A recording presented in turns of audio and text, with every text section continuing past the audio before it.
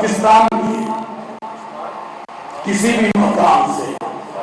ماہ شوال المکرم کا چاند نظر آنے کی کوئی مصدقہ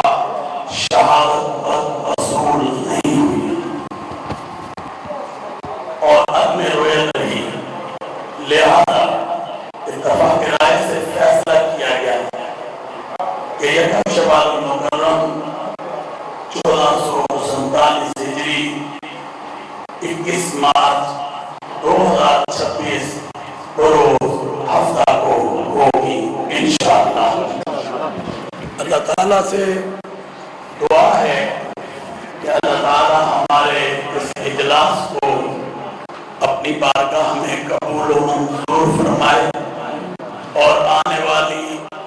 جو عید ہے اہل اسلام کو عید کی مبارکباد میں پیش کرتا ہوں۔